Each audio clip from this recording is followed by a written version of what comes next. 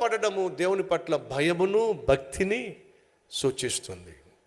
అలాగే సాష్టాంగ పడ్డము దేవుణ్ణి ఆరాధించటం కూడా. దేవుణ్ణి ఆరాధించటం. అబ్రహామును జాగ్రత్తగా పరిశీలన చేస్తే మొదటిగా కృతజ్ఞత కలిగిన వాడు, రెండోదిగా దీనత్వం కలిగిన వాడు, మూడోదిగా దేవుణ్ణి ఆరాధించువాడు. ఎలా ఆరాధిస్తున్నాడు? కాళ్ళ మీద కాలేసుకుని కాదు. అందరూ కొంతమంది కూర్చుంటారు ఇక్కడ, అబ్బో కొంతమంది కాలు బార్లా, ఇక్కడ కూర్చుంటే కాళ్ళు ఏమో లింగంపల్లిలో ఉంటాయి. కాళ్ళు బార్లా పెట్టి నువ్వు కూర్చుంది దేవుని ఇంటిలోనా, దేవుని మందిరంలోనా, లేకపోతే నీ అరుగు బయట కూర్చున్నావా? కాళ్ళు బార్లా చాపుకోవడానికి కాళ్ళ మీద కాలేసుకుని కూర్చుంటారు కొంతమంది. బడాయిగా పక్కోడి మీద చేసి కూర్చుంటారు. ఏంటిది? ఇది సినిమా థియేటరా? కాదండి, ఇది దేవుని మందిరం. దేవుని మందిరానికి మనం వచ్చినప్పుడు దేవుడు ఉన్నటువంటి ఆయన ఇంటికి మనం వచ్చాం. ఆయన ఇంటికి మనం వచ్చినప్పుడు ఎంత భయభక్తులు కలిగి ఉండాలి. మళ్ళా జ్ఞాపకం చేస్తున్నాను, ప్రపంచంలో కొరియా దేశము 10 బహుధనము కలిగిన దేశాల్లో ఒకటి. సియోల్ అనే పట్టణము బహుధనవంతులతో కూడినటువంటి పట్టణము. తిప్పి తిప్పి కొడితే ఆంధ్ర తెలంగాణ రాష్ట్రం కలిపితే ఎంతో అంతకంటే చిన్నది కొరియా దేశము. కానీ నేను గమనించింది ఏమిటయ్యా అంటే, ఆ కొరియా దేశం ఎప్పుడు బాగుపడిందో తెలుసా? ఆ కొరియా దేశం ఎప్పుడు దీవించబడ్డం ప్రారంభమైందో తెలుసా? దేవుని బిడ్డలు దేవుని సన్నిధికి భయముతో భక్తితో దేవుని దగ్గరకు వచ్చి ఆరాధించటం ప్రారంభించినప్పుడు దేవుడు ఆ దేశాన్ని దీవించడం ప్రారంభించాడు. ఉదయమునే లేచి దేవుని మందిరంలో వాళ్ళు కనిపించటం ప్రారంభించినప్పుడు దేవుడు దీవించడం మొదలుపెట్టాడు. 11-10 నిమిషాలకు నన్ను ఆరాధనలో పాలు పంచుకోవడానికి పిలిచారు.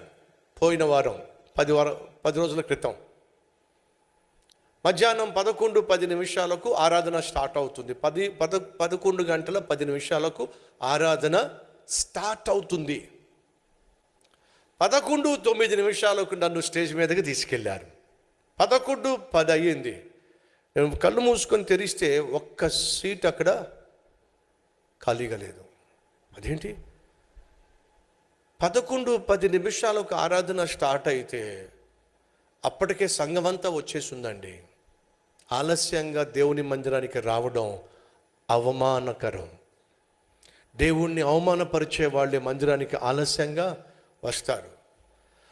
వాళ్ళు నేర్చుకున్న, కొరియా దేశస్తులు నేర్చుకున్న ఒక అద్భుతమైనటువంటి అలవరుచుకున్న వ్యక్తిత్వం ఏంటో తెలుసా? సమయ పాలన. నన్ను ఏదైనా మీటింగ్కి తీసుకెళ్లాల్సి వచ్చినప్పుడు 10:45 నిమిషాలకు నేను కారులో వెళ్ళాల్సి వస్తే 10:30 నిమిషాలకే కారు అక్కడ పెట్టుంచేవాళ్ళు. 15 నిమిషాల ముందే కారు ఉండేది. 15 నిమిషాల ముందే వాళ్ళు వచ్చి వెయిట్ చేస్తూ ఉండేవాళ్ళు. నాకు మెసేజ్ పెట్టారు, we are already waiting for you but take your time. 15 నిమిషాల ముందే. మనందరికీ ఉన్న గొప్ప ఆశ ఏంటంటే, నేను దేవుని మందిరానికి ఆదివారం వెళ్ళాలి, వెళితేనే చాలు, ఎప్పుడు వెళ్ళినా పర్వాలేదు, మందిరానికి వెళ్తే చాలు. అవునా? మీ అబ్బాయిని కూడా అలాగే స్కూల్కి పంపించు. మా అబ్బాయి ఎప్పుడు వెళ్ళినా పర్వాలేదు, 8 గంటలకు స్కూల్ అయితే 3 గంటలకు స్కూల్ వదిలిపెడితే ఎప్పుడు వెళ్ళినా పర్వాలేదని చెప్పి వాడు 10 గంటలకో 12 గంటలకు పంపించు. ఆ తర్వాత వాడు ఎక్కడ తిరిగినా పర్వాలేదు. గాలోడైపోయినా పర్వాలేదు, చదువు సంధ్య లేకపోయినా పర్వాలేదు అని చెప్పి భజన చేసుకుంటా కూర్చో. నువ్వు ఏం చేస్తావు? నీ కొడుకు బాగుండాలంటే, వాడు చదువు బాగుండాలంటే ఏం చేస్తావు? 7:30 గంటలకు బస్సు వస్తున్నట్లయితే 7:25 వెళ్ళి నువ్వు రెడీగా కాసు కూర్చుంటా పిల్లడితో పాటు. ఎందుకని? చదువు పట్ల శ్రద్ధ. మరి చదువు పట్ల నీకు శ్రద్ధ ఉన్నప్పుడు సమయానికి నీ కొడుకుని పంపిస్తున్నావే స్కూల్కి. ఉద్యోగం పట్ల నీకు శ్రద్ధ ఉంది కాబట్టి ఆలస్యం కాకుండానే సమయానికి ఉద్యోగానికి వెళ్ళిపోతున్నావే, అది బోబెడుతుందని. నీ ప్రాణానికి, చచ్చిపోయిన తరువాత నీ ఆత్మకు ఆధారమైనటువంటి దేవుణ్ణి నువ్వు నిర్లక్ష్యం చేసి ఎలా దేవుని ఆశీర్వాదం పొందుకుంటావు? ఒకసారి ఆలోచించు. అబ్రహాము దేవుణ్ణి ఆరాధించేవాడు కాబట్టే సాష్టాంగపడ్డాడు. ఆయన పట్ల భయభక్తులు కలవాడు కాబట్టే సాష్టాంగపడ్డాడు. ఎప్పుడూ దేవుని దగ్గర నుంచి ఏమీ తాను పొందుకోనప్పుడు ఏం పొందుకున్నాడు చెప్పండి? కావలసిందల్లా కొడుకు. 24 సంవత్సరాలు అయిపోయింది, కొడుకును పొందుకోవాలా. అయినా దేవుని పట్ల ఏముంది చెప్పండి? కృతజ్ఞత. దేవుని పట్ల ఏముంది? దీనత్వము. దేవుని పట్ల ఏముంది? ఆరాధించే వ్యక్తిత్వము. ఏది ఆ తత్వం మనలో? దేవుని మందిరం అంటే నిర్లక్ష్యం, దేవుని సన్నిధి అంటే నిర్లక్ష్యం. ఒక వారం మందిరానికి వస్తే ఒక వారం రావు. ఎవరైతే ఒక ఆదివారం మందిరానికి వచ్చి మరొక ఆదివారం మందిరానికి రాకపోతే ఏమవుతుందో తెలుసా?